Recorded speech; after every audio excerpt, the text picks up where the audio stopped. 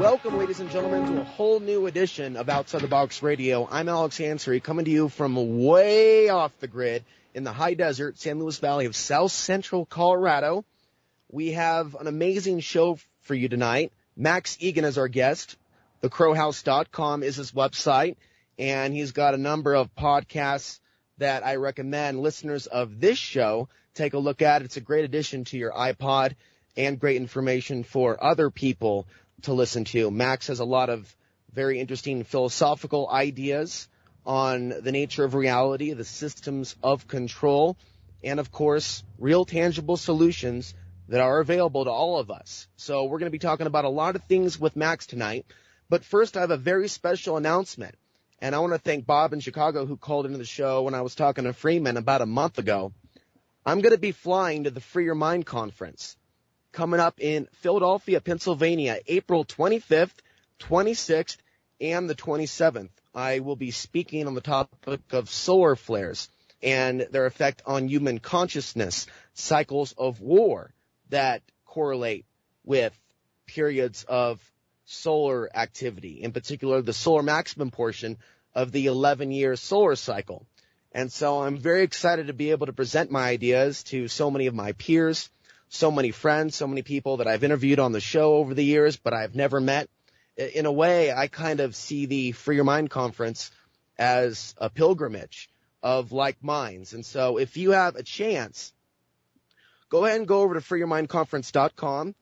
And if this is something that interests you, there's going to be a lot of people there. And this is going to be held right around the area where the Liberty Bell is, right in downtown Philadelphia, Pennsylvania. It's a town I've always wanted to go to. You know, I've been to New York. I've been to Washington, D.C. You know, I've been to Dallas now. I lived in Portland, and now I'm in Colorado. But there's something about Philadelphia that's always fascinated me. So I'm very, very grateful to have this opportunity, and I want to thank Mark Passio for making this possible. There's going to be a number of speakers at the event, as you can see from the freeyourmindconference.com website. Laura Eisenhower is going to be there.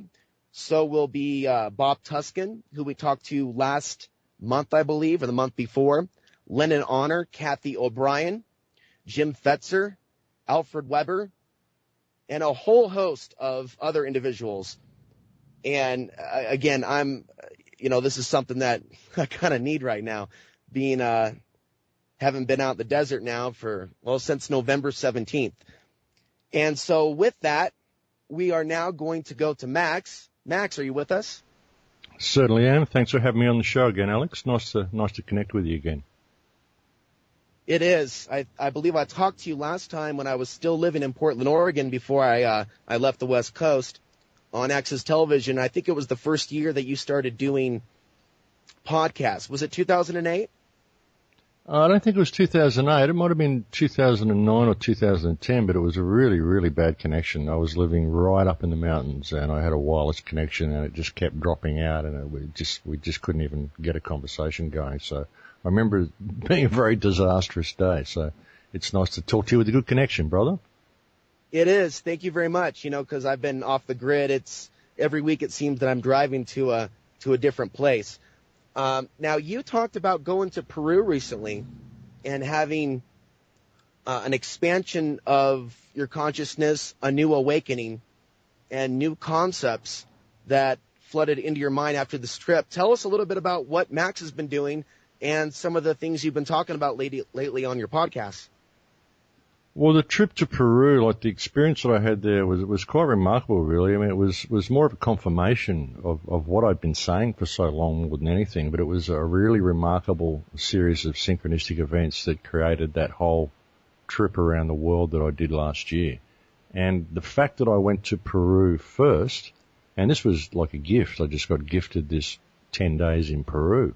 Gee, thanks for coming. So I went and did it. And it gave me a really, really different perspective because I had some pretty remarkable experiences and I was still processing them. And as I was processing them, I kind of went out from Peru and the third world and the jungle, the Amazon, out into Costa Rica and then from there into Spain and through Europe and ended up in England and ended up through Egypt and Gaza as well, went to Ireland, all sorts of places. And because I was still processing what happened on the Peru trip, it gave me a completely different perspective of the world to what I would have had I not done Peru first. Because it just, well, there was something that happened in Peru. There was one experience that I had, one ceremony that I had where most of my higher senses came online, if not all of them. And I was actually able to communicate with reality around me in a completely different way to what I normally do. And it was very real. It was absolutely real. I could literally read the energy fields of things, and I could communicate with everything, all of creation. And so I began to see how disconnected we actually are, and how bringing down the system and changing the government structure and addressing the money system and all this sort of stuff, it's all very well, but there's so much more to it than that. You know, even if we were to address all of those things I just mentioned, we are still so disconnected from where we should be and what we are, that it's sort of, you've got to wonder how to get back there. It's almost an insurmountable hurdle to get back to where we should be. But going through the trip that I did, I started to see things, and I started to see how it's been done, how the process has been implemented. I started to see the sequence that had been used to disconnect us, and I began to realize that the way to get us back to where we should be is to reverse the sequence. And so that's what I've been sort of working on since then, trying to find a way to reverse this sequence. And I've got a project this year that I'm trying to put together called the Full Circle Project, which is based on all these understandings, and it's just an attempt to go and undo the sequence in people and get us back to where we should be. What is it about Peru, Max? There's a lot of people that have gone down there, yourself, David Icke, that have come back, and you know, they have a whole set of new ideas to share with the general public. What do you think it is? There's just some energy in that place. There's some really, really remarkable energy there. I think a lot of it is because of the Amazon and because of a lot of the energy of the Earth Mother that's still there. Whether people will call me a pantheist or whatever for saying that, I mean, I experienced this. I literally experienced that feeling of a feminine Earth energy, a feminine Mother energy in Peru. And no, it's not Satanism, it's not Lucifer, it's not all these things the Christians will tell you. It's a very, very real energy. It's the connection to the earth that we're supposed to have. And look, there's just something very, very remarkable and very special about Peru. I mean, all of the ancient monuments and all the stuff that's there, the Nazca Lines, the walls at Sacsayhuaman, and Machu Picchu, all of these things. I mean, the ancients built these things in this place for a reason. You find more of these remarkable things in Peru than anywhere else. I'm sure there's a lot of stuff in Mexico. There's a lot of stuff all around Central America, pyramids and things. But there's just something very remarkable about Peru, especially Machu Picchu. Machu Picchu appears to have been an ancient university that was built according to the Earth grid, according to Earth energy patterns. If you actually go there and look at the place, you look at the magnetic alignments that it's all set up, and the fact that all these compass points, and I mean, there's so much stuff that they've done there. And certain rocks have been placed in a certain way, which may look completely out of character and completely out of place in the wall, but you'll find that the top of the rock is a perfect compass. So they've done stuff like this, and they really, really knew what they were doing. Now, obviously working with energy fields, and whatever they tell you the place was, I mean, we hear that it was temples and all this sort of stuff for worshipping ancient gods and sacrifice and all this. Well, the guy that I went up there with is actually the traditional owner. He's a man called Cucho, and he's a shaman from South America. When I was there, actually, one of the listeners of my show, it was remarkable because I'm there in Peru, I'm in Lima, and I get a call from someone or an email from someone who says, hey, if you're in Peru, I'm a tour guide at Machu Picchu, and my mentor is the traditional owner of Machu Picchu. How about you contact me and we go up for a tour with the traditional owner? So that was incredible. You know, what's the chances that one of the listeners of my show would be a tour guide at Machu Picchu and have the traditional owner as his friend? So it was $200 to go from Lima back to so I thought, well, to go from Lima to Cusco and back was $200. I thought, well, I'm in Peru, I've got to go and do this. So I went up there, and he started telling me about the real nature of the place. And he said that it was a place of learning, and that if you look at a traditional picture you see of Machu Picchu, you've got the mountain wine picture in the background, and you've got a big grassy center in the middle, and you've got buildings on each side. Well, as you look at that, the ones on the right, they were all accommodation, and the ones on the left were all places of learning, like they were classrooms, universities. And if you had some research you were doing, you could come there, you could set up in one of these university sections, and you could have all the materials you need for your research, and the living quarters were across the courtyard. And once you'd done your research, you'd go, someone else would come and do theirs. So that's kind of what it was. It was a place of learning. So there's some really remarkable energy in Peru. And I don't know, when I got there, the connection that I got to the Amazon and the download that I got from the Amazon was what gave me this completely new view of reality. It kind of confirmed everything I've been saying about my higher senses, and it let me see what these are, let me experience them. And it was like I had the entire Amazon jungle download its emotional journey into me. And I saw the incredible need to preserve the Amazon, to preserve this jungle, because the whole world used to be a jungle. The whole world used to be covered in trees before we cleared it all. Europe used to be covered in trees. Everywhere used to be these jungles, and we used to live in harmony with nature. We used to live in natural surroundings. And, you know, this is a lot of the life on the planet, and it's very, very important life. And it is conscious. Everything's conscious, because consciousness creates reality itself. I mean, that's a whole nother show probably, but you know, there's a real need to preserve this stuff. And that's something I want to do in the Full Circle project as well, is I want to have tree plantings everywhere we go. And I want to do it in 3 parts and make 3 documentaries as I'm traveling. And the first documentary will be the first one that I'm actually going to put up for sale. And because I normally give them away for free, but I want to create a fund that can be used to save the Amazon, purchase big tracts of the Amazon and hold it in trust for the Shipibo people who live there. So it can't be corporatized, because that's unfortunately what's happening to the Amazon. They're tearing most of it down and planting cacao and stuff like this. Yeah, that's a good point. Isn't the heavy harvesting of the acai berry and things of that nature that have become really popular in health food stores here in the United States, haven't they contributed the over-harvesting to deforestation in the Amazon and other places? Well, yeah, I mean, they're tearing down a lot of the jungle and they're planting these big fields of these things to feed people. And they grow naturally anyway. And we've got other places we can do it, but the Amazon jungle, it's just there. It seems like something that's never ending. You know, it's just going to last forever. But it's not. It's been torn down at a phenomenal rate for cacao and berries and all sorts of things that have been planted there. And we need to address this, because we can't lose this connection. See, when I saw the connection that we had, and there's very, very few people that still are able to give you that connection and to reconnect and to tell you the old ways and to give you the knowledge of the plants. That really only exists in the Amazon. And there's a special energy that exists with the Shipibo people. And we're in danger of losing that. And if we lose that connection, we'll never get it again. We'll never find it again, because the society that we're in is so mechanical. It's so detrimental to us. It's so backward to what we should be and so opposite to anything natural that we'll never be put in a position to find this stuff again. Kids aren't interested in looking in the Amazon and finding a connection to nature. They're more interested in the latest iPad, you know, and what the latest fashion is and the latest video game. So we're losing that connection, and it's very, very important that we work now to regain it, because it only really exists in the Amazon. That's the last frontier really on the earth. It's been taken out of Europe. It's still here in Australia in many places with the Aboriginal people, but they've been brutalised here, and there's virtually none of their culture left. There's nowhere you can go in Australia to find Aboriginal people living in a natural way. You know, it just doesn't happen anymore. But there are still people living in a natural way in South America, and I think it's one of the last places left.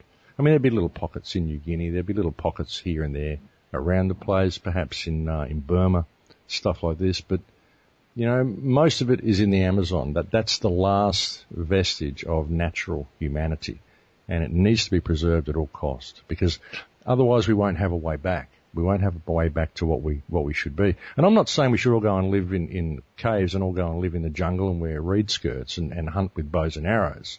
I'm saying we need to merge. We need to not lose the old ways. We need to merge the technological present with the shamanistic past.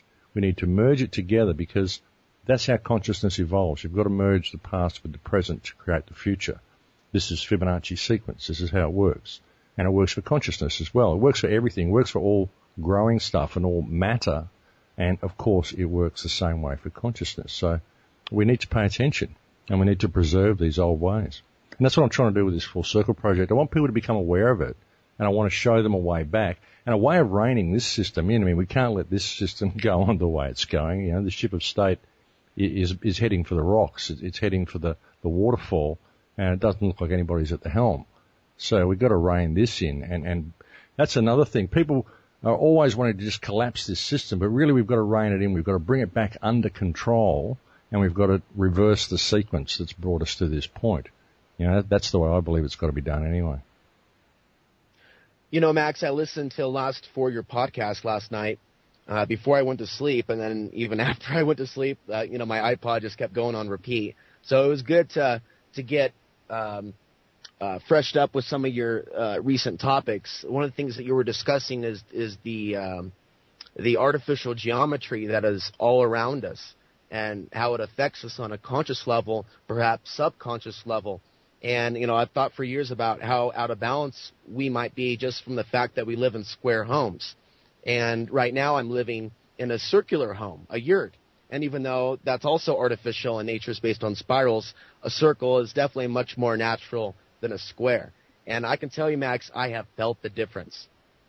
Oh, you do? Yeah, square walls and flat surfaces and all this stuff. See, I believe that there was an event that took place, and this is something that I saw while I was away, but I can hear the break music, so we'll talk about that after the break, eh? And we'll come back, and I want to let people know that you're welcome to join the conversation tonight at 218-339-8525. Max Igan is our guest. Back in a few.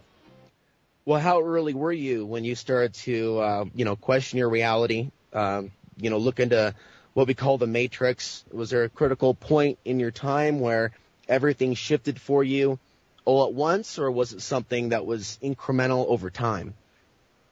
When I was 4 and I asked my parents why we had to buy land, things shifted for me. You know, like I was always walking around before then thinking this was kind of weird. I felt like I'd been born into the wrong reality. You know, it didn't seem to be this was the way things were supposed to be, you know. And when I was 4, my parents told me that we had to buy land. I just couldn't figure that out. I couldn't figure out how you could actually own land, how you could lay claim to part of the planet. And I started researching into the pyramids and stuff when I was 8, so I never really fitted into it at all. I was questioning reality right from when I was a kid. But, you know, I mean, I just kind of forgot about it for a while. It just was all messed up. You know, I got to school, I got kicked out of 4 schools, and I just thought this is all messed up. So I just started working as a musician, basically to escape reality. And I was always interested in ancient history and, you know, the fact that there were cover-ups and why would they be hiding all this stuff from us. And as things started getting more serious and you start seeing the world become more and more locked down, you know, it all leads, one thing leads to another. And eventually you sort of start to see the whole picture and it becomes quite serious after a while.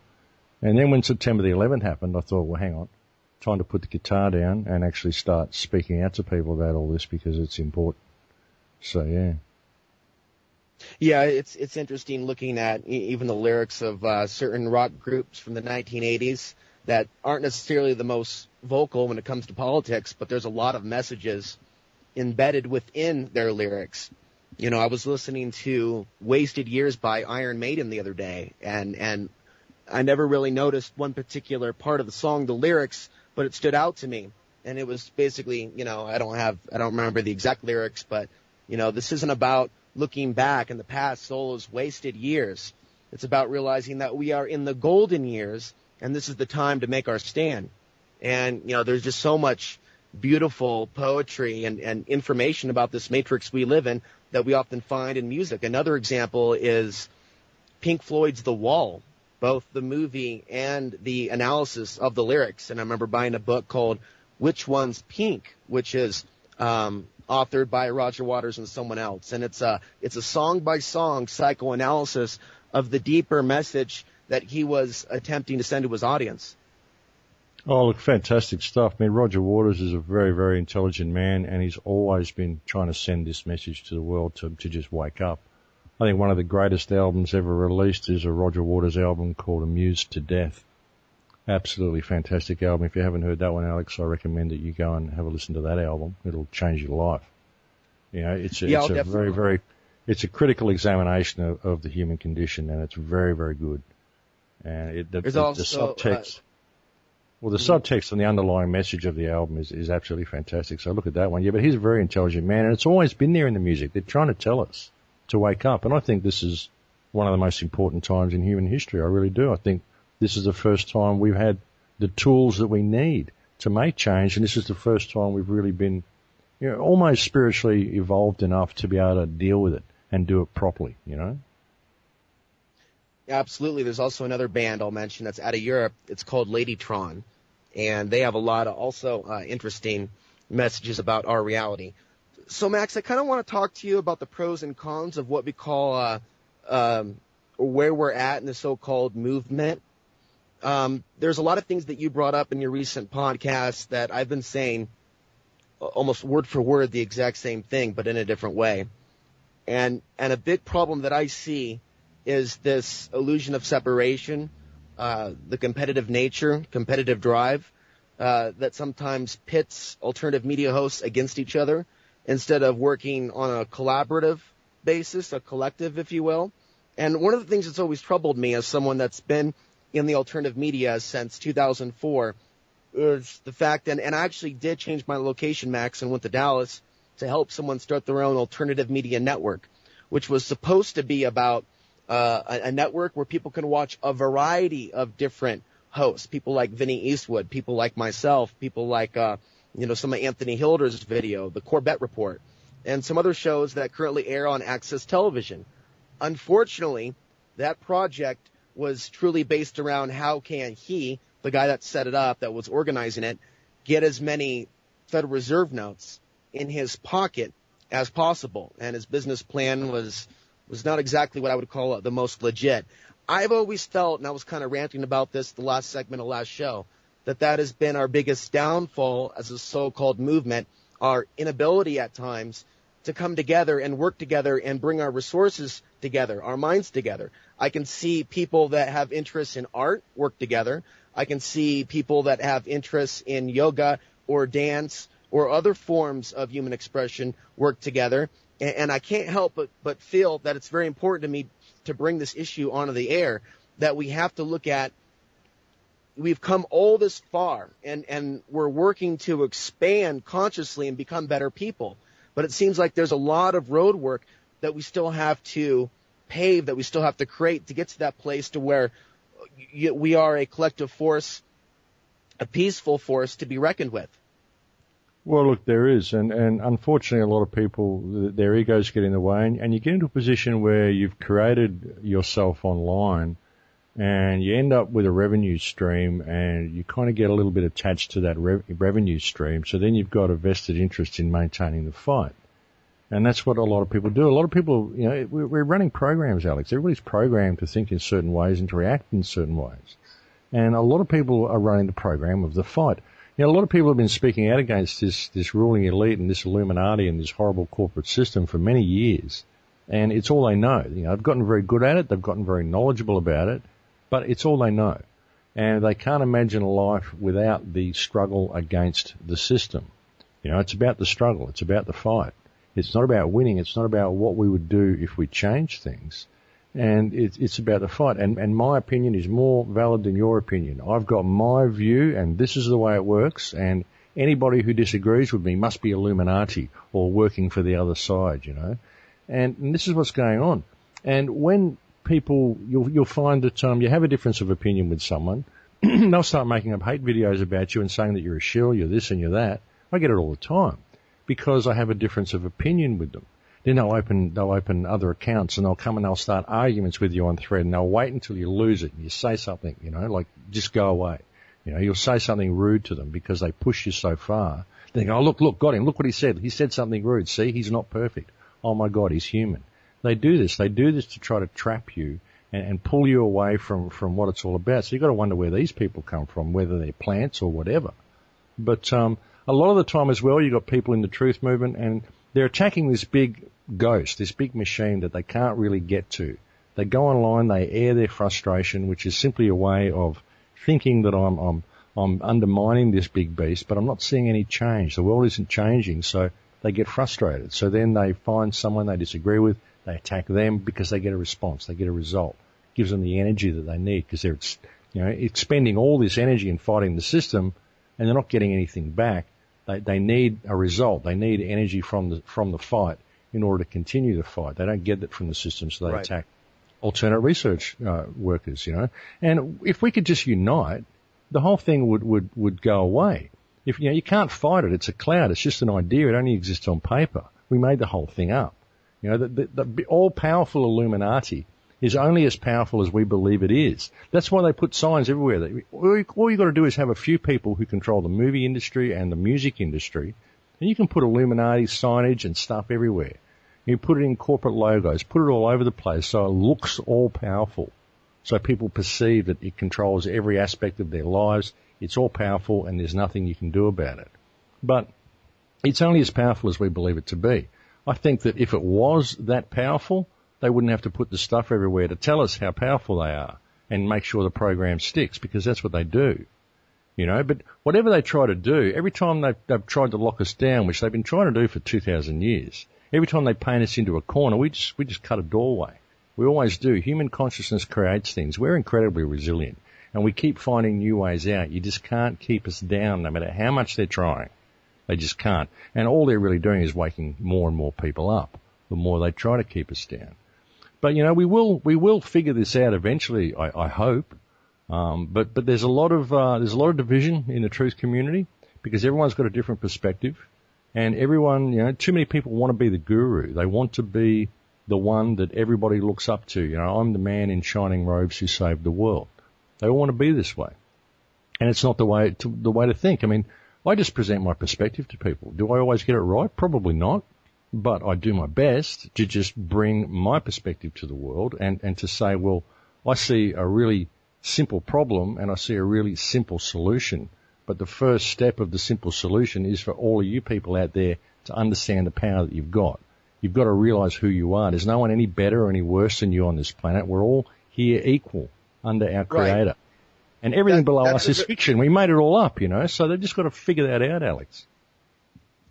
That's a very important point, Max, because, we all, I guess, respond differently to the information, to the awakening that we're having, that something is wrong with this country, with this planet. But some people react with fear, and then some people go, well, if this is going on, there must be some sort of divine presence in all of this.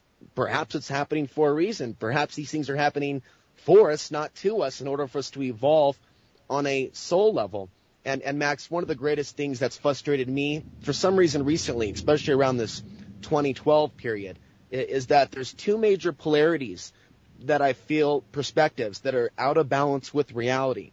One road, one perspective, one paradigm is this idea of a shift in consciousness that happens, not that it's not going to happen, but a global one where everyone wakes up. And there's also where space gods, Pleiadians, rescue us from the earth changes. This has been a very popular belief since the 1970s, 1980s, from some aspects of the mainstream New Age community. So it deals with being saved by an external force. The other road, the other paradigm, the other false view is the view that we hear from certain individuals that are very popular in the so-called truth movement, the view that says that we are going to die, that 80% of the world's population will be reduced, and there's nothing that we can do about it to save our own lives. And what this does is send people into a very dark state of paralysis. And so I'm just curious about your thoughts on this, Max, because the way that I'm interpreting this is that we go through cycles, and a lot of these cycles are driven by the sun, and the sun and its activity is affected by other celestial changes in our universe. What happens up there affects us down here. So I see dips and waves where sometimes the energy is intense, sometimes it's less intense, but I do see physical reality continuing and an expansion of consciousness. I just don't see total death or annihilation, nor an external savior coming to put us on the spacecrafts as they do their remodeling on Earth. No, look, I don't see anything like that. I think that the 2012 date was significant. I think it did change the energy. But I think we have to participate in the changes that are coming. And one of the most important things that you said in that was imbalance. And that's really what I see here is a state of imbalance. I think Earth is, at present, this reality that we're in is in a state of imbalance. And it's in the process of rebalancing itself. I think that's what the awakening is. It's a rebalancing of reality. Well, that's what I appreciate about your message, is that we're discussing an individual shift in consciousness and taking personal responsibility. And I think that's something very important for all of us to focus on and think about what that means in our own lives. Okay, we've got 2 phone calls coming up from the 347 area code and 214 area code. Max Igan is our guest, thegrowerhouse.com. We'll be back in a few. Welcome back to Outside the Box Radio, coming to you from outside the grid. And we've got a phone call from the 214 area code, and we're going to go to that call now. Caller, welcome. Hi there. How are you? What's your name, and what state are you calling from? My name is Daniel. I'm calling from Dallas. And welcome. Yeah, we've met. Alex, you know me from our meeting at the some cafe down on Mockingbird. Anyway, I'm wondering. Good to talk to you again, Daniel. Good to talk to you. I got lots of good memories of some good people that I met in Dallas, and you're one of them. Well, thank you. Right back at you. Thank you, Alex. So, I'm working on this. Been working on a lot of these hypotheses, and I really like the one presented here by this gentleman. I also find myself wondering if maybe the analogy presented by the Garden of Eden, the tree of knowledge of good and evil, isn't somehow related to this. And what I mean by that is possibility that this isn't meant to work. That if that analogy fits, the way it might fit is to say that we're on the tree of knowledge of good and evil, and this tree is no damn good, and we pretty much have to exhaust all the possibilities to recognize that there's a big flaw in the ointment when it comes to assuming that in this life, in this dimension, in this existence, perception, or whatever you want to call it, holograph, we're not able to accomplish where we want to go or be what we want to be. And it all around us, and human nature has some very serious flaws that are really ungappable. I don't know how we can reach the chasm that's caused by the neuroses in our society. And my assertion is that perhaps it's supposed to be broken, and the point isn't for us to fix it or make it work, but for us to become, humble enough to realize that, what we're calling ascension or higher consciousness is this awareness that just to accept things as they are and recognize that there is some higher being. If there isn't, then there's a certain amount of futility to any effort we're making. And when some higher being may not be, we have the context all of a sudden of a one single being, but it could be the sum total of all the consciousness, for all we know. In fact, to my mind, that's the only way it makes sense, is that all of our consciousness is one, perceiving itself as many. Anyway, I don't want to ramble too much, but I just want to throw in there that, we go at these dilemmas that we have, seeking liberty and a higher consciousness and a healed planet, with certain perceptions, certain assertions that this is true or that is true. And honestly, I come to the realization that I don't know if any of it's true. I don't know what our reality is. What I experienced when I was in Peru was such a deep connection, and what I understood from it was that we are already higher consciousness, but we're just disconnected from it. And the problem with a lot of the New Age spiritual ascension theories that people have is that they believe that by putting themselves in a higher energetic state or a meditative state, they will be able to suddenly ascend to fifth dimension or something like that. But what's happening is they're not paying attention to the 3D reality in which they live. What's happening? what's happening here in the 3D reality, why we're not accessing our higher consciousness that we should be accessing is a lot of it is biologically, and a lot of it is through our left brain programming, our belief of what is possible. But there are certain biological mechanisms that are put in place to ensure that we cannot reach a state of what people would term enlightenment, real enlightenment, because our bodies are deactivated due to basically fungal growths that are all growing through our body that shut down our endocrine system, that shut down our histones, that shut down our biology and make us not accessible to higher consciousness. It's a biological thing. It's a DNA thing. It's a genetic thing, you know. And this is why sugar's in all the foods that they give us as well. Everything you buy has got sugar in it because sugar feeds the fungus and keeps your body locked down. Now, you've got to realize that there are certain controlling hands in the world. There's certain mechanisms that have been put in place to prevent you from ever being you or realizing you or reaching your full potential. And if we fail to address these mechanisms, then we're never going to get anywhere. There's no good waiting to ascend to fifth dimension if you're going to miss out on third dimension. I mean, you came here to get this perspective, to improve reality by your presence in it, to see what you can do with the time that's allotted to you. But so many people want to move back to the ether. Oh, if I meditate, then I can leave this terrible reality and go back to the ether. Well, I think people that do that, they're missing the point of why they're here. You know, so, you know, we need to pay attention. This could be a beautiful place, and I think it's in a process of rebalancing itself. I think that's what this 2012 event was. I don't think it was a non-event at all.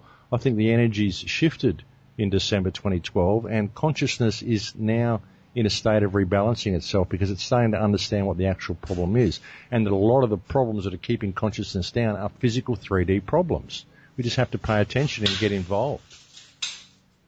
Thank you for your perspective and your contribution to humanity in general. Appreciate it, sir.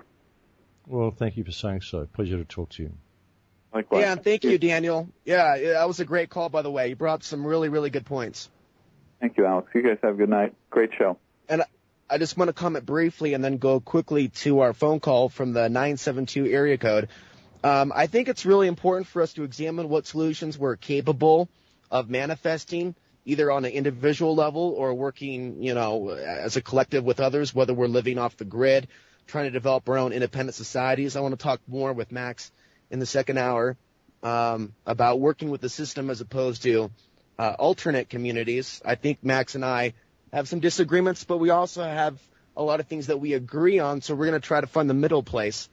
For me, it seems like there are certain things that we are probably responsible for coming up with a solution for. The first and foremost is deprogramming ourselves, which has nothing to do with anybody else or their free will, but becoming the conscious being that we are. But I also think that there is a time to be a objective journalist, even though we are philosophers and we are, some alternative media hosts and we have different ideas, because when you are objectively reporting the news, you're just stating the facts as to what is taking place. Sometimes it isn't always easy to come up with a solution, and sometimes when I hear some people demand a perfect solution because they're disturbed by the facts and data that they're getting, sometimes I feel that they're missing the point. There may be a larger creative, divine purpose behind the things that are taking place in order to wake us up to what is wrong and to force us to create what is right. And many times that's only about the individual, what we can do ourselves when we have no control over others that would like to direct their own free will towards murdering others, raping others, joining mercenary gangs and armies. We can't control them, but we can control ourselves, and I think that that's just something that we should take into consideration, Max. Oh, look, absolutely. We can control ourselves, and we have a moral obligation to do what's right. I mean, I believe that there's one law to all of creation, and that is to act in service to creation for the Creator. And, do what is right in all that you do. Follow the path of Dharma, do the right thing at the right time in the right way for the right reason. You start living your life like this, and you start seeing other people as yourself. Live your life in Lakesh. I say that at the end of every radio show, in Lakesh, which means I am another yourself. And the caller we just had on said, look, how he believes there's really only one consciousness. Well, if you look at how your body works, there is. Your body's a computer. It downloads a frequency that you experience as you. So you are completely unique in that, and completely unique in your perspective, and yet you come from the same place that I come from. You come from the field, from the ether, because the energy that exists all around us, that is conscious energy. It's consciousness that creates all of reality. So, we can experience reality from a completely different way once we really perceive what it is. And everything I've just said, I mean, that's mainstream science is saying all of that. And I experienced that when I was in Peru, when I was in an altered state in Peru and my higher senses came online. I was able to read all of that energy around me. So I know it's real. And people say, oh, you were on it was a drug-induced experience. Well, ayahuasca, I don't perceive ayahuasca to be a drug. It's a medicine. There is a spirit to that plant which can take you in and show you how reality works. And everybody who uses it has a similar experience. They always experience a female spirit that shows them things about themselves and shows them how reality works. Any of the visual stuff you get is simply through having more DMT active in your body, which you should have anyway, because your pineal gland should be open. But DMT is produced in your spine. Your body should have much, much higher levels of DMT in it than what it currently has.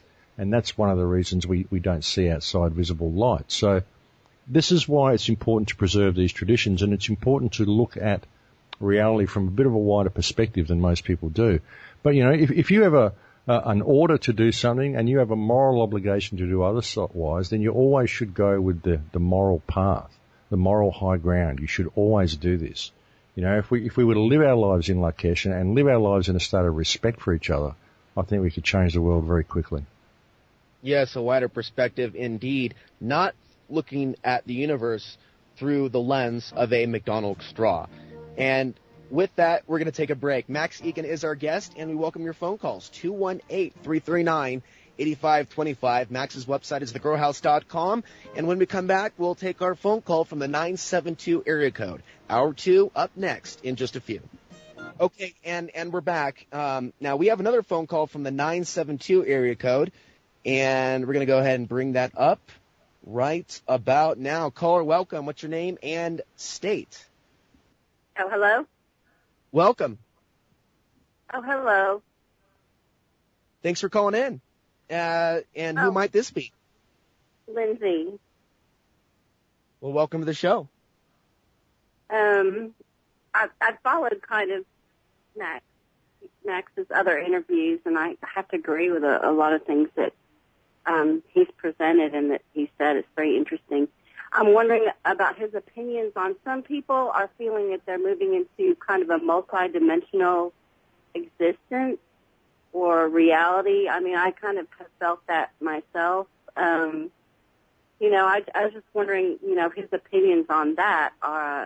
Some people, it's really kind of hard to exist right now, kind of with other people.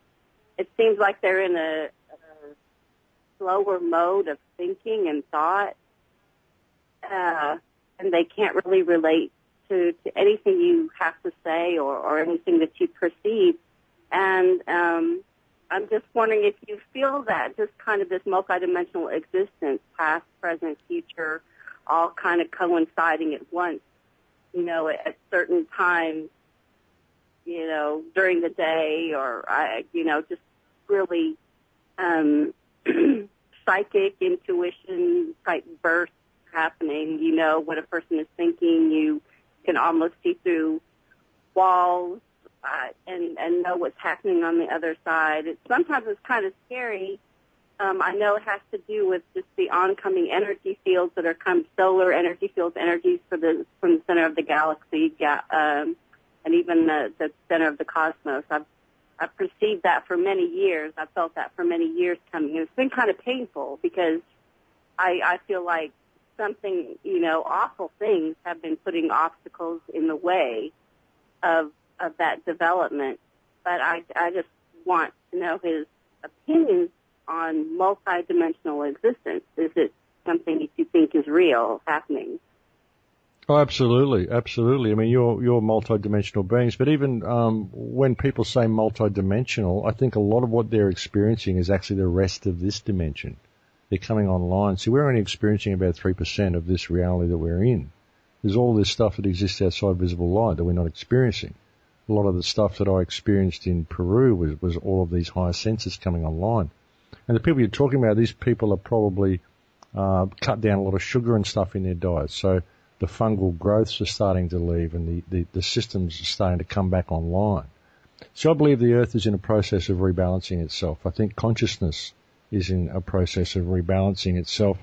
And those that have been keeping up with their diet and keeping, this fungal growths down in their body and keeping themselves in the right energetic state are starting to shift in and out of these higher senses. They're starting to have stuff come online that they may not have experienced before. And that's the thing with higher senses. They come online and you start receiving information and you don't really know how to interpret it because you haven't learnt any of this yet. You know it's information, but it's difficult to understand some of it because, it took you 5 years to learn how to use the 5 senses that you've got. So when you start having higher ones come online suddenly, it can sort of feel a little bit disconnecting from the world around you. You don't really want to be around other people. You don't really, you can see the problems with the world and you don't really want to participate in it. But I think that's what we're going to see more and more of. But people have to be aware of what's going on in 3D reality. See, this is what I keep saying to people. You're here to experience this. It's what you do with this. You've got to pay attention to what's going on around you. And once you do realize that we all do come from a single source and that we're all here simply to gain the perspective which is ourselves of this experience and to help with this realignment, I think a lot of the people that have come here have actually come here to help with the realignment, then, your purpose becomes clear. You can't forget to pay attention to 3D reality, though. You have to participate in it because that's why you're here. But people, sometimes they are very angry towards you, when you express anything beyond just that 3D reality. They just there's just this anger vortex. Well, yeah, it's the predator mind, and it's also very confronting to people, because they're running programs. People are all programmed into this reality. The best thing you can really do, I believe, is to lead by example in all that you do. Be a pleasure to be around. Always improve someone's day if you come in contact with them. Try to improve their day. Don't bring them down. Give them something. Give them some energy. Everybody you come in contact with. If they disagree with your beliefs or what the information you're attempting to present them, well, don't present it to them. Just present them a you that they would wish to emulate. They would want to be as happy as you are and as joyful as you are and as positive as you are. And they would want to be able to give energy to people the way you give it to them. Lead by example in what you do. And they will change by themselves. Their energy will change. They'll start emulating that energy. And that's how you can do it on an energetic level. You don't have to give it to them with information which is going to challenge their belief systems because this is very, very deep programming that people are running and it can be very, very confronting. You come to someone who's 40 or 50 or 60 years old and you're telling them that their life up to that point has been completely meaningless, that everything they did was worth absolutely nothing, and that everything they thought was true about reality is actually false. That's virtually what you're presenting them with. And that's very confronting. So you've got to, as I've said before, you've got to undo the sequence. And the first part of undoing the sequence is for them to understand who and what they are. And the best way to give them that is to be all that you can be and lead by example in all that you do when you're around these people. Well, some people, I think, are really surrounded by sinister forces. I can see just absolute dark energies just swirling around people.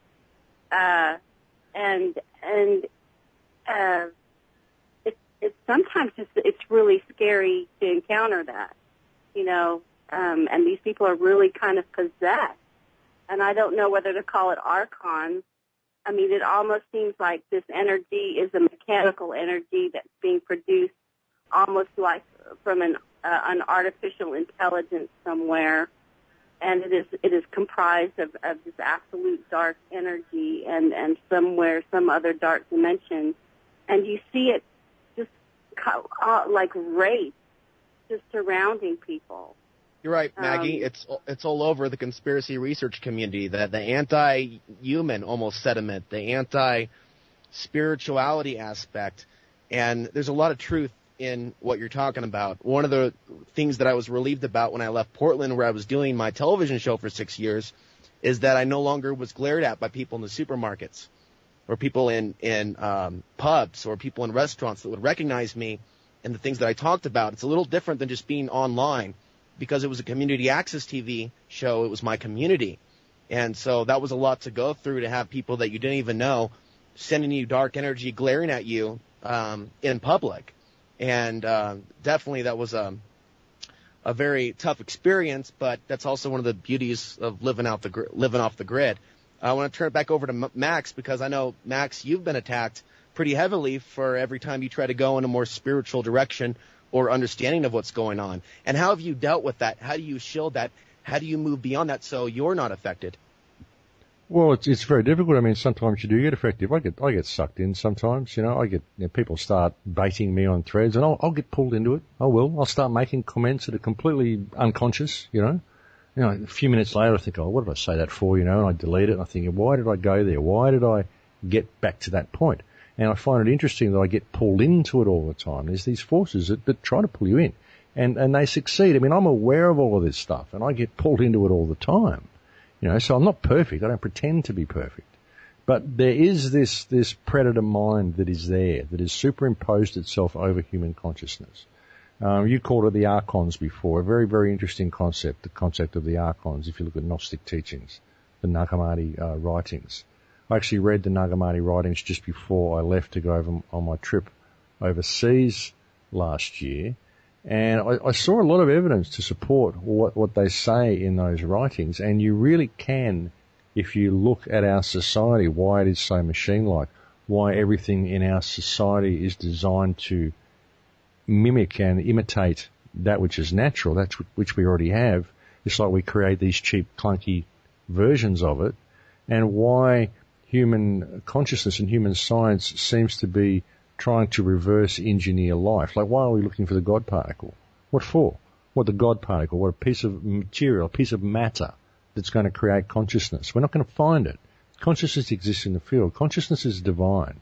You're not going to find that spark of creative consciousness anywhere in matter. So why are we even bothering to search for it? Is it us that's searching for it, or is it, as the Gnostics suggested, an archon consciousness that has superimposed itself over human consciousness, that is using the creativity of humankind to create what it is searching for? Is that why we are so intent on creating this machine society and looking for artificial life? So you look for evidence of this, and you see the you see the evidence of it all around you, and then you look at what the Gnostics say, and they say, well, yeah, this is what's going on. They've been telling us this for years, and every time the Gnostics try to gain any repute or they start making any headway, they get stomped out pretty quickly. And then you find books such as the Teachings of Don Juan, the Castaneda books, where they talk about the predator mind. They talk about the fact that this mind has superimposed itself over human consciousness. And you start seeing evidence of this. And then with what I experienced in Peru, what I experienced, the connection to all of nature and what we should actually be, well, it starts to make a lot of sense. That this may indeed be what has happened. This may indeed be the cause of evil, the origin of evil that everyone's been searching for. Why do we do the things we do? Why do we have this dark side? Where does this dark energy come from? Why is our society so disconnected from nature? Why is it so opposite of what it should be? It's like everything's backwards. Everything is an imitation of what it should be. Even the legal system, the straw man that you're given, the birth certificate, the whole legal system, which is designed to emulate or imitate natural law, but natural law frees you and legislation enslaves you. So it's an imitation. It's been superimposed over itself, and it's the reverse of what it should be. And everything that they've done to our society and they've done to our consciousness, they've imitated it and they've turned it up on its head and made it the reverse of what it should be. And they implant distrust in everybody.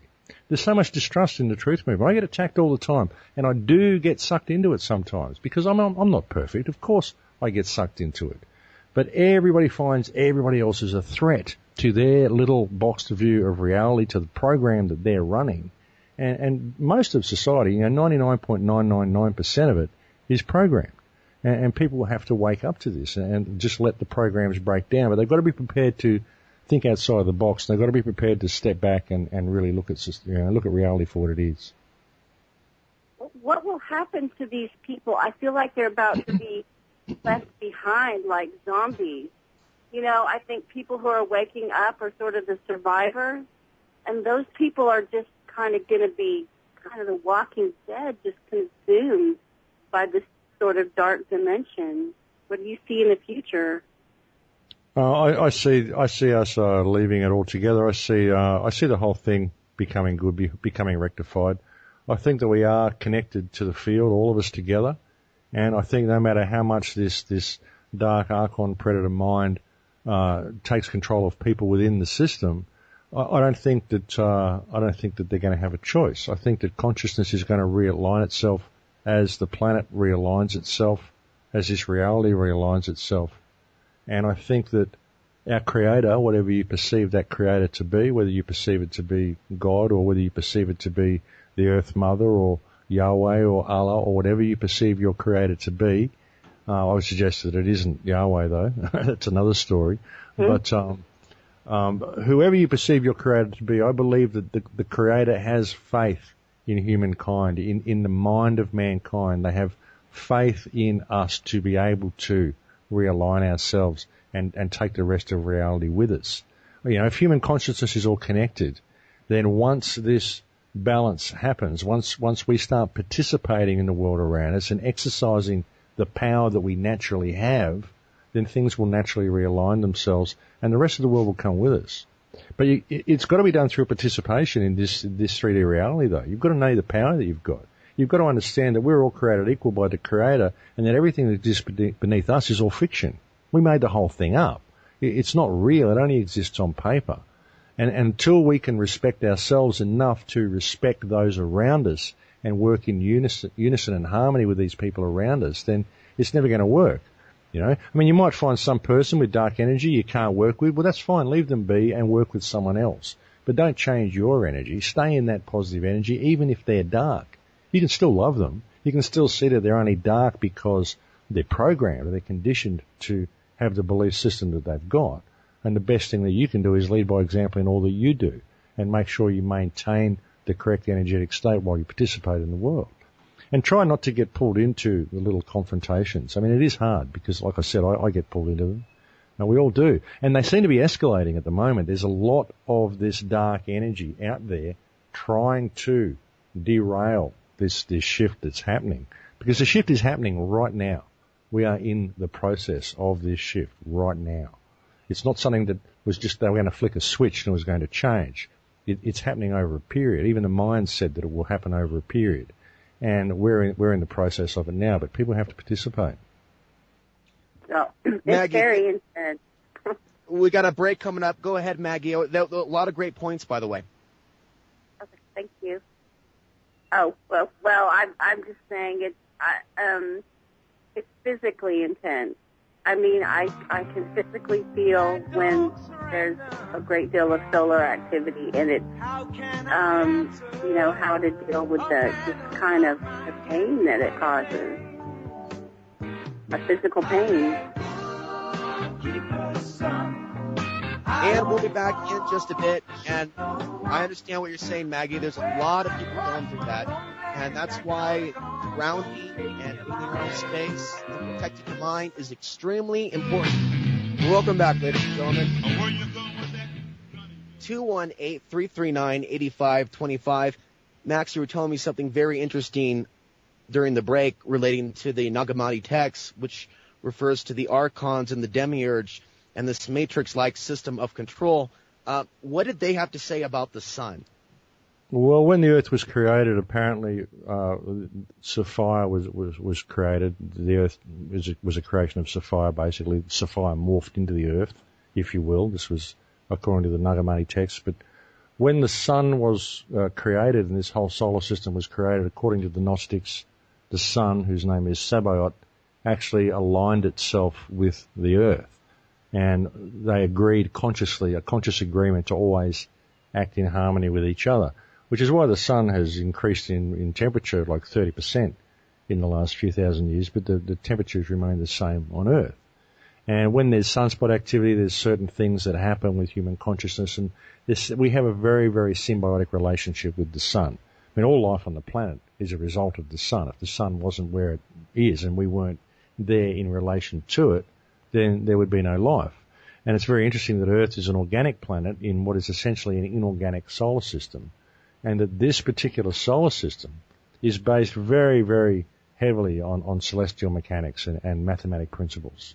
It's a very, very mathematically constructed solar system, more than any other ones. If you look out and start doing research into what solar systems they have found, which are outside this one, which is not many, but they've found a few, they don't operate on celestial mechanical principles the same as this one does. So this is a very, very mechanical solar system, and yet we have this very, very symbiotic relationship with the sun that no other planet has. So yeah, that's just an interesting part of the Nagamati legend, the Sapphire myth, which is quite an interesting story. It's actually fantastic mythos that they have around the creation of the Earth and the creation of this solar system, the creation of the archons and the predator mind and the whole thing. It's very, very interesting to hear their take on it. We had Laura Eisenhower on the show about 2 weeks ago. Very, very interesting guest. She's also going to be speaking at the For Your Mind conference. And for those that like to, learn more about the archons and the Sophic myth, Laura has done an amazing job putting a great wealth of information and data together. I want to take a step back here and talk about some of the really incredibly distorted ways that some people are viewing reality. And I haven't heard you ever really get agitated, except for one time, and I understand why. You were on the Truth or Girls radio show, and a particular individual came up, Dallas Goldbug, whoever his real name is. And I remember hearing what you were saying about, and I want you to kind of explain to the audience, for those that haven't heard, who is Dallas Goldbug, because, we're talking about a person that pretends to be a conspiracy researcher that's legitimate and takes people, including myself. He said I was Mark Dice. No, I'm 5'7". I'm not 6 foot. Mark Dice is over 6 foot. I'm pretty sure I'm not 6 foot. I'm pretty sure Mark Dice is not 5'7". And so, I just kind of shrugged it aside, whatever. Shortly after what you talked about on the Truth or Girls radio show with Morning Mayan and another individual, I went to someone's house here in the San Luis Valley that was going to let me use their internet to do my show. And he was trying to tell me, because he was somewhat in this information, he said he was a like mind. He was getting angry with me, visibly angry with me, Max. And this was just a week after hearing you on the Truth or Girls radio show, that I did not believe him that Luke Kradowski of wearechange.org was the Arizona shooter. He was actually yelling at me. And this is I had a guest on, and I'm in someone's home, and they're yelling at me, telling me to put up the pictures of Luke Kradowski next to the Arizona shooter. And that was a rough moment, Max, to see that that there is such a strong degree of cognitive failure, a major thinking malfunction, where people can think that two people that don't even look alike are the same person. And I'm curious what your thoughts are on this, and if there's perhaps something more sinister to the Dallas Goldbug. We'll call it Operation. Oh, it's a COINTEL operation, absolutely. I mean, whether he knows he's doing it or whether he's just programmed to do it, I mean, I don't know, but it's an absolute COINTEL operation. I mean, the information that you see there is so blatantly false. And it's put there, I believe, to discredit the truth movement. So you can show how crazy these people are. And look, I mean, like you say, when you see someone like that and they don't look anything like each other and you've got some guy yelling at you about it, these people are mentally unstable. So that's the sort of person, the sort of people that he's reaching. Now, these are mentally unstable people that are liable to do bad things. And it also puts you in danger because, he's claiming that you're members of an elite, you're a member of an elite family that's working to enslave the whole world. And you're out there, you've got a radio show, you're living in town, and then suddenly somebody comes along and puts a bullet in your head because they believe that you're this terrible guy from this banking family who's responsible for the death of all these people because he got it from Dallas Goldbug. So it endangers your life. It drives huge wedges into the truth community and gets everybody to question everybody else. It's distrust. It's this predator mind. That's what it's all about. But, he may not even realize that he's doing it. He may totally believe what he's doing is legitimate research. That's the thing. So, you've got to really look at it. But I would suggest that it's a COINTELOP. The way it was put together and Sandy Hook and the whole actors thing, I mean, this whole thing seems to have been put there like a bad tabloid to paint all conspiracy researchers as crazy, and that all conspiracy theory is completely ridiculous. I mean, if you believe 9/11 was an inside job, then you believe that some guy, one of the guys in Sandy Hook was Tony Hawk, and you believe that Jodie Foster plays the role of Julia Gillard. You believe that what's the comedian, Bill Hicks, is Alex Jones. So you're crazy. And not only that, but it was one of these conspiracy theorists that went and shot all those kids to begin with. His mum was a prepper, so she was feeding all this information to him. So you guys are all crazy, so we need Homeland Security to go and take out all these alternative researchers because they're domestic terrorists. They're crazy. They believe all this crazy stuff, and we need to tidy up this place and get rid of these people. That's what it's all about, and you can see it. It's so obvious. I mean, the information he presents is so blatantly false and blatantly wrong that you know that it's a psyop. Either that or he's just a very, very sick man, with a very, very extremely damaged mentality. Well, I can't say it. There were people that warned me before I went over there, but lesson learned. Maybe he's listening now, wondering, what this government agent is up to. Okay, moving on into some of our more serious topics, at least solution-oriented. And, we're talking about the reality where we're going beyond money as it currently is. And I'm curious what your ideas are on that. You've talked a little bit about credit unions, and there's a website called Solari.com. I forget her name because it's been a long day, but I've interviewed her many times. And she's been advocating this for at least 6 or 7 years. And Catherine Austin Fitz? Yes. Yeah. Look, I haven't really looked into what she says on Solaris. She did feature Transformation on there when I released it, so I was pleased with that. Someone sent me a link. But I haven't really looked into it. I mean, the whole money system is a very, very tricky issue because money is something that we always use, so we can't just sort of get rid of it all of a sudden. And I don't like the idea of a credit-based system. I don't like the idea of a digital monetary system. I like the idea of there being no money, but I think it'll be a gradual process to get to a stage where we figure out that we don't actually need this stuff. That's what I believe. We need to find a way of reining this system in. And I believe the way to do it is to understand that the government are simply public trustees, regardless of what legislation they put in place, regardless of what rules they've written down in books. We are what created society, and society is what created government. They're way down the food chain. They're there as trustees of what we hold, which is the earth. The earth is us. It's not something that we have to earn. It's not something that we have to buy. It is ours. This is what this society has basically done is it's dispossessed everybody, and now it's trying to, it manages to keep them enslaved by just being alive. So we have to address that situation and realise that it's just a small group of people that are controlling it, and actually the whole government situation is a trust agreement. These are public trustees. They're all in breach of trust, and we have to step above it and start, regaining things a little bit that way. You have to rein the system in, get rid of all the toxins out of our environment, all the toxins out of the food, all the chemicals and fluoride out of the water, and send us back down the track to what we should be. And eventually I think we'll get to a situation where we don't need money. But at the moment, I guess it's a necessary evil. The most positive system I've seen so far is mathematically perfected economy. Mike Montaigne's mathematically perfected economy. It's very hard to get your head around. I'm not mathematical at all, so it's difficult for me. But it sounds like it works. When I had him on the show and he explained it to me, I remember thinking, yeah, this could actually work. And I think that would be a great stepping stone to get to a situation where we didn't need money at all.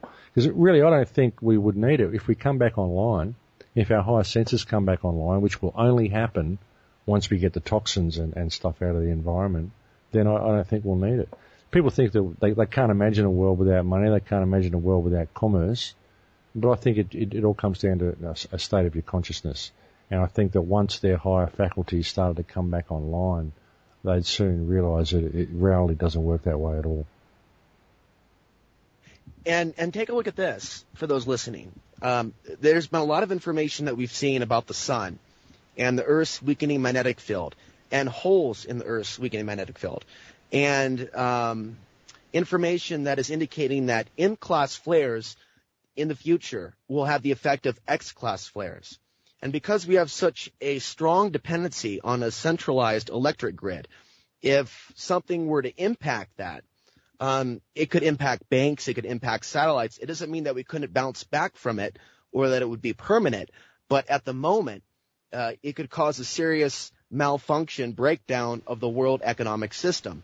And the History Channel keeps referring to this as a end-of-the-world type of event. And since I have become interested in solar flares, fascinated with them, beginning in 2007, 2008, and by the way, at the age of 8 years old, I used to have dreams of a solar flare hitting the planet and a powerless reality, and that was not implanted into me by any form of predictive programming. I was actually having these dreams. And so what I'm wondering, Max, is if this is a part of the shift. If we go back into a situation where there's no more money and there's some sort of event that forces people to come together and grow their own food, and in a way, for those of us that are not comfortable with the direction that the police state has gone, basically being our own police. Some could say the word militia, but not, fanatical, but people that defend their own neighborhoods, defend their women without the use of police. I see that as a big, big part of becoming free, when we're no longer dependent on 911, when we know the neighbors across the street. And this is why, Max, I think that we do need alternative communities, because some of us have been trying our entire lives within the system. We've been trying our entire lives to have meetups with people that are in the city that don't have the time to get together and go, how are we going to get off the grid together because there's too many parties going on? This was what I was competing with the whole time, Max, in Portland, was people within the system, within the city, within the grid that never wanted to take the time to come together to a meetup. And if they did, it was because they were looking for me to be their leader, or a Portland version of Alex Jones. And I was looking to have more of a community, but I wasn't able. So I changed my location to an area where the neighbors do know each other. And no, we're not exactly an alternate community, because many of us still need money to go buy things within the city. Gasoline is a big cost. Sometimes it takes money to get wood. But for me to be out here so far from mainstream America, it's challenging me to develop those social skills, to be friends with other people that might think that I'm a freak show just for having an alternative perspective. There's some people that know what I do in the Valley and they like me out simply because there's an independent thinker in the Valley. And that's all it is. And so I'm working, Max, to not let that stuff bother me, but to be optimistic that maybe we can do something together, because I'm starting to see signs. There's more people moving into the area of the San Luis Valley that are finding me on Facebook. Some of them are YouTube viewers. And I've been really frustrated living out here in sometimes negative 30-degree weather, but I'm starting to see a shift, and I think that more people are going to be moving up here in the future. And so, I think this is just kind of a message for everyone living wherever you are in the United States or elsewhere. If we can find a way to work together, those of us that are like minds that don't want to screw each other over financial issues or anything else, then I think we have a chance. But I do still think that there are some ways that we can work within the city, the city or the system, and that there's a place for that too. I think the answer, at least for me, is to look into my own heart and see where that's leading me. And I think that's the answer for every listener in the audience, for them to follow their heart and listen to their inner guidance as to what their own solution is going to be. And where they are environmentally is going to play a really big part. Well, look, it is. Everybody should be growing food. I've been saying this for years. You've got to start putting gardens in. We've got a lot of gardens in down New South Wales. We just used to plant them randomly a couple of years ago, but that's kind of slacked off. But almost everybody I know has got vegetable gardens in. And, alternate communities are great to get off the grid. But my argument is that too many people go out there and they attempt to create a working model of an alternate society so that they can then show it to the world. They don't participate in the one that we've got, and we need to save this one, Yeah, there's a lot of power in having one foot in each world. Yet as I'm trying to do, keep one foot connected to the internet and keeping the show going, and yet experiencing nature. We'll be back. Last segment, Max Igan. 218-339-8525. Has this been going on? Good question. It's a question a lot of us are asking ourselves, and I want to thank Max Igan for being with us tonight. We've got another 10 minutes. You've got time if you'd like to make a phone call. But a quick announcement to the audience. If you'd like to donate to this show, donate to some of my future travels to Philadelphia. If you'd like to contribute in any way, I'm still trying to get my own internet, but it's not very cheap. But eventually I will have my own internet, and I might start doing a daily show here on American Freedom Radio. But the email to type into PayPal for anyone that would like to contribute to the show is alex_ansary at hotmail.com, alex_ansary at hotmail.com. And you can also keep up to date with other programming and content that I create, and also past television shows and interviews over at youtube.com/AlexAnsary. And I want to turn the mic back to Max at this time to continue your thought from the last segment on creating those independent communities based on mutual respect and things of that nature to create the reality around us in these times, in these what seem to be troubling times to some people. But what I see, Max, is also opportunity. As more people are affected by these economic problems, they're going to start looking around for other people that think just like them, that understand mutual respect, that have the love frequency within them.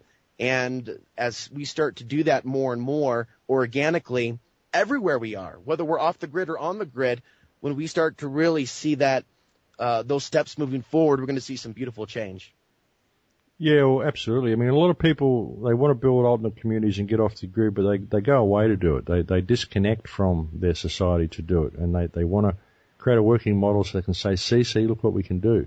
Well, you know, they don't need to hear that because they already know what we can do. They just prevent us from doing it all that we can. So I believe the idea is, if you're in a position to create an alternate community and like a cooperative with maybe 20 families within your community. Grab 19 other families and start a garden cooperative and start your own bank.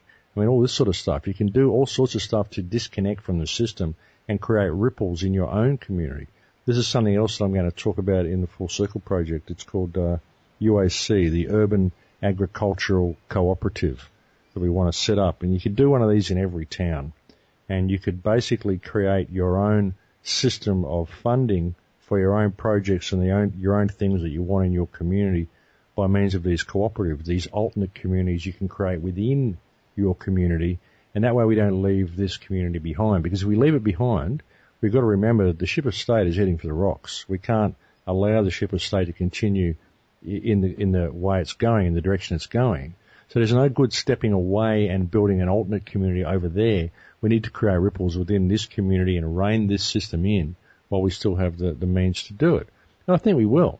I don't think they can do anything to keep us down, no matter what they do to try to lock us down and lock human consciousness down. Every time they paint us into a corner, we just build a doorway. They cannot control what we can create. We are capable of incredible things, and I think that this is the time we're going to see that. The more they try to lock us down, the more we're going to rise up and the more resilient we're going to get. We're going to start realizing that we've had enough. Enough is enough. And we don't have to do what these people say. They're just public trustees. They're all in breach of trust. The whole system they're trying to force on us only exists on paper anyway. We are the most powerful creatures on this planet, and we are capable of much, much more than what we're being allowed to do. And I think we're going to do it. We're going to realize this, and we're going to change the direction. And then the sheep will simply follow, because that's what sheep will do. And all the people that are programmed, all the people that are locked down and kept toxic and kept disconnected because of what they eat and the situations that they're in, they'll just simply come along by default once the enlightened people start living their lives in a different way. And that's all we really have to do, is start living our lives in a different way. But ultimately it comes through discovering our own personal power, because until we discover that, then we're not going to find a way of reining this system in. You know, we keep believing that we have to do it within their political parameters, but we don't. We just have to realize who and what we are and realize that we can change things very quickly. So right. I think that's what's going to happen, brother. and that the Archonic system may not be as powerful as we've been led to believe. And perhaps we're in this to learn about how powerful we actually are. And having said that, we have 2 phone calls waiting in the wing, but we have only 6 minutes left. So now let's go to the 7-6 area code. Hello. 7-6. Hey, Alex. Welcome. Hey, this is Jay. How's it going? Actually, I had a question for Max about the aerial spraying and how that affects the teleconnection between the sun and the earth if they put inert substances like aluminum up there. Yeah, that's an excellent question, Max. Oh, absolutely, yeah. That breaks down, puts a barrier up there. Everything they're doing basically to disconnect us. That's what it's all about. They say, they're doing it to protect us from global warming. Well, it's actually multi-platform. The aerial spraying is multi-platform. They can deliver any types of biology they want to the planet, nanoparticulates. They can put any type of metals and stuff in the atmosphere to reduce the sun's rays. So, yeah, it absolutely has an effect. But like I said, I don't think they can do anything. No matter how much they paint us into a corner, we just build a doorway. They can't lock us down. It's not going to work. Nothing that they try to do is going to work to prevent us from being all that we can be, no matter how hard they try. All right. Well, yeah, I think, actually, that's kind of more in relation to what Alex was saying earlier with the CMEs and them constantly drilling us with this idea of a solar flare. And then I was reading a paper about it was addressing what they called double rebound from the spraying if the spraying were to stop and no longer be available. Well, I don't think it'll work. I think that it's far more powerful. It's far more energetic. See, they're only looking at things on a physical level. They're not really seeing things from a consciousness level or a spark of creativity level or an energetic level. They can't understand it.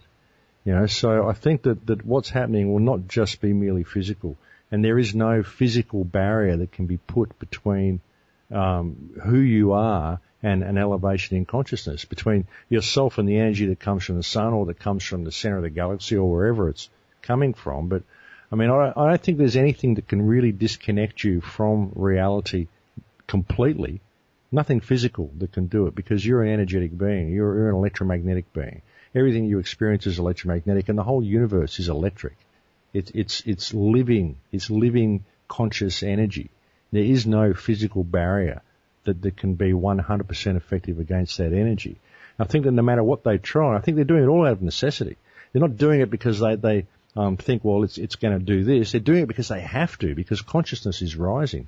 People are waking up in droves, and the energy is just changing. Things are just different. I think it's a very significant time in history, and there's nothing that they're going to be able to do to keep us down. I just don't think that it'll happen. I think that consciousness wants to realign itself, and that's what's going to happen.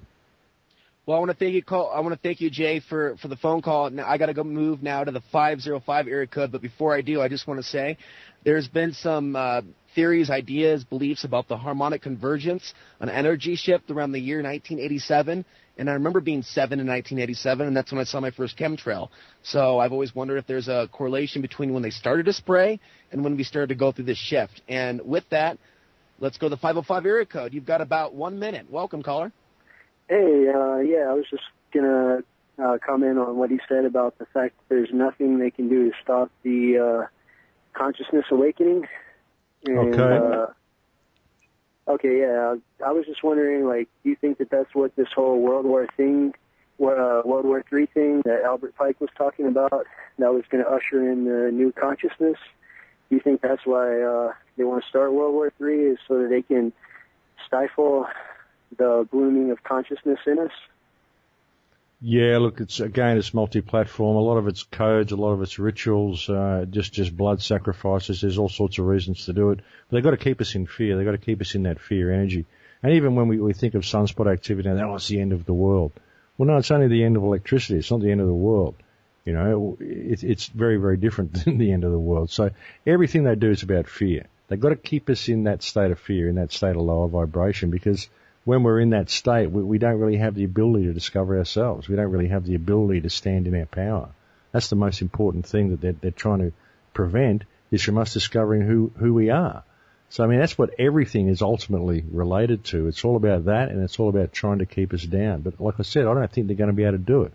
They can fill the air full of charged particles. They can harvest. They can achieve a lot of stuff, and they do have a lot of control. But we keep changing the playing field. We keep shifting our perspective. We keep changing, and they can't keep up with that. And ultimately, I don't think that there's anything they can do to wipe out the spark of sentience and the spark of life that is the human mind, that is mankind, that is this creation. I just don't think they can do it. It's too powerful for that. Okay, well, here's the only thing I have to say, like, kind of contrary to what you said, is that I do believe if they reach the point where they do trigger some kind of nuclear war, I know that Bill Richardson just went and met with North Korea. They're talking about North Korea wants to attack us and stuff like that.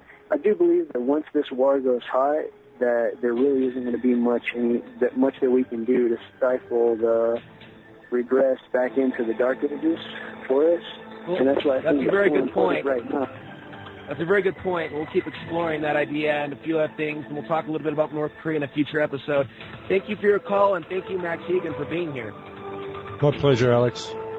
And I'd like to thank everybody else that contacted me during the show and messages through Facebook. There's been a lot of response from the show, and I look forward to seeing you next week, and we'll talk to you. And certain rocks have been placed in a certain way, which may look completely out of character and completely out of place in the wall, but you'll find that the top of the rock is a perfect compass. So they've done stuff like this, and they really, really knew what they were doing. Now, obviously working with energy fields, and whatever they tell you the place was, I mean, we hear that it was temples and all this sort of stuff for worshipping ancient gods and sacrifice and all this. Well, the guy that I went up there with is actually the traditional owner. He's a man called Cucho, and he's a shaman from South America. When I was there, actually, one of the listeners of my show, it was remarkable because I'm there in Peru, I'm in Lima, and I get a call from someone or an email from someone who says, hey, if you're in Peru, I'm a tour guide at Machu Picchu, and my mentor is the traditional owner of Machu Picchu. How about you contact me and we go up for a tour with the traditional owner? So that was incredible. You know, what's the chances that one of the listeners of my show would be a tour guide at Machu Picchu and have the traditional owner as his friend? So it was $200 to go from Lima back to so I thought, well, to go from Lima to Cusco and back was $200. I thought, well, I'm in Peru. I've got to go and do this. So I went up there, and he started telling me about the real nature of the place. And he said that it was a place of learning, and that if you look at a traditional picture you see of Machu Picchu, you've got the mountain Huayna Picchu in the background, and you've got a big grassy center in the middle, and you've got buildings on each side. Well, as you look at that, the ones on the right, they were all accommodation, and the ones on the left were all places of learning, like they were classrooms, universities. And if you had some research you were doing, you could come there, you could set up in one of these university sections, and you could have all the materials you need for your research, and the living quarters were across the courtyard. And once you'd done your research, you'd go, someone else would come and do theirs. So that's kind of what it was. It was a place of learning. So there's some really remarkable energy in Peru. And I don't know, when I got there, the connection... Philadelphia, that's always fascinated me. So I'm very, very grateful to have this opportunity, and I want to thank Mark Passio for making this possible. There's going to be a number of speakers at the event, as you can see from the freeyourmindconference.com website. Laura Eisenhower is going to be there. So will be Bob Tuskin, who we talked to last month, I believe, or the month before. Lennon Honor, Kathy O'Brien, Jim Fetzer, Alfred Weber, and a whole host of other individuals. And again, this is something that I kind of need right now, being haven't been out in the desert now since November 17th. And so with that, we are now going to go to Max. Max, are you with us? Certainly am. Thanks for having me on the show again, Alex. Nice to connect with you again. It is. I believe I talked to you last time when I was still living in Portland, Oregon, before I left the West Coast on Access Television. I think it was the first year that you started doing podcasts. Was it 2008? I don't think it was 2008. It might have been 2009 or 2010, but it was a really, really bad connection. I was living right up in the mountains, and I had a wireless connection, and it just kept dropping out, and we just couldn't even get a conversation going. So I remember it being a very disastrous day. So it's nice to talk to you with a good connection, brother. It is. Thank you very much. Because I've been off the grid. Every week it seems that I'm driving to to a different place. Now, you talked about going to Peru recently and having an expansion of your consciousness, a new awakening, and new concepts that flooded into your mind after this trip. Tell us a little bit about what Max has been doing and some of the things you've been talking about lately on your podcast. Well, the trip to Peru, like the experience that I had there was quite remarkable, really. I mean, it was more of a confirmation. Welcome, ladies and gentlemen, to a whole new edition of Outside the Box Radio. I'm Alex Ansary, coming to you from way off the grid in the high desert, San Luis Valley of South Central Colorado. We have an amazing show for you tonight. Max Igan is our guest. TheCrowhouse.com is his website, and he's got a number of podcasts that I recommend listeners of this show take a look at. It's a great addition to your iPod and great information for other people to listen to. Max has a lot of very interesting philosophical ideas on the nature of reality, the systems of control, and, of course, real tangible solutions that are available to all of us. So we're going to be talking about a lot of things with Max tonight. But first, I have a very special announcement. And I want to thank Bob in Chicago who called into the show when I was talking to Freeman about a month ago.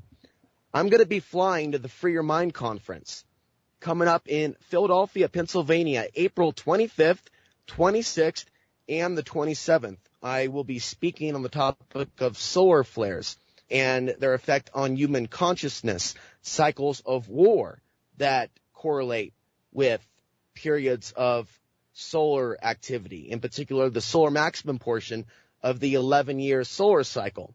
And so I'm very excited to be able to present my ideas to so many of my peers, so many friends, so many people that I've interviewed on the show over the years, but I've never met. In a way, I kind of see the Free Your Mind Conference as a pilgrimage of like minds. And so if you have a chance, go ahead and go over to freeyourmindconference.com. And if this is something that interests you, there's going to be a lot of people there. And this is going to be held right around the area where the Liberty Bell is, right in downtown Philadelphia, Pennsylvania. It's a town I've always wanted to go to. You know, I've been to New York. I've been to Washington, D.C. You know, I've been to Dallas now. I lived in Portland.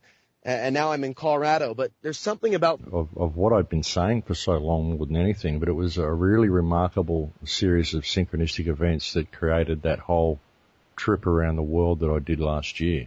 And the fact that I went to Peru first, and this was like a gift. I just got gifted this 10 days in Peru.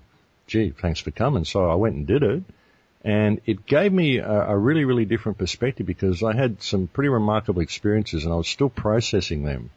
And as I was processing them, I kind of went out from Peru and the third world and the jungle, the Amazon, out into Costa Rica, and then from there into Spain and through Europe, and ended up in England, and ended up through Egypt and Gaza as well, went to Ireland, all sorts of places. And because I was still processing what happened on the Peru trip, it gave me a completely different perspective of the world to what I would have had I not done Peru first. Because it just, well, there was something that happened in Peru. There was one experience that I had, one ceremony that I had where most of my higher senses came online, if not all of them. And I was actually able to communicate with reality around me in a completely different way to what I normally do.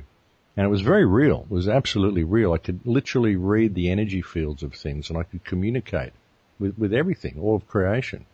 And so I began to see how disconnected we actually are and how bringing down the system and changing the government structure and addressing the money system and all this sort of stuff, it's all very well. But there's so much more to it than that. You know, even if we were to address all of those things I just mentioned, we are still so disconnected from where we should be and what we are that it's sort of, you've got to wonder how to get back there. It's almost an insurmountable hurdle to get back to where we should be. But going through the trip that I did, I started to see things and I started to see how it's been done, how the process has been implemented. I started to see the sequence that had been used to disconnect us, and I began to realize that the way to get us back to where we should be is to reverse the sequence. And so that's what I've been sort of working on since then, trying to find a way to reverse this sequence. And I've got a project this year that I'm trying to put together called the Full Circle Project, which is based on all these understandings, and it's just an attempt to go and undo the sequence in people and get us back to where we should be. What is it about Peru, Max? There's a lot of people that have gone down there, yourself, David Icke, that have come back, and they have a whole set of new ideas to share with the general public. What do you think it is? There's just some energy in that place. There's some really, really remarkable energy there. I think a lot of it is because of the Amazon and because of a lot of the energy of the Earth Mother that's still there. Whether people will call me a pantheist or whatever for saying that, I mean, I experienced this. I literally experienced that feeling of a feminine Earth energy, a feminine Mother energy in Peru. And no, it's not Satanism, it's not Lucifer, it's not all these things the Christians will tell you. It's a very, very real energy. It's the connection to the earth that we're supposed to have. And look, there's just something very, very remarkable and very special about Peru. I mean, all of the ancient monuments and all the stuff that's there, the Nazca lines, the walls at Sacsayhuaman, and Machu Picchu, all of these things. I mean, the ancients built these things in this place for a reason. You find more of these remarkable things in Peru than anywhere else. I mean, sure, there's a lot of stuff in Mexico. There's a lot of stuff all around Central America, pyramids and things. But there's just something very remarkable about Peru, especially Machu Picchu. Machu Picchu appears to have been an ancient university that was built according to the Earth grid, according to Earth energy patterns. If you actually go there and look at the place, you look at the magnetic alignments that it's all set up and the fact that all these compass points, and I mean, there's so much stuff that they've done there.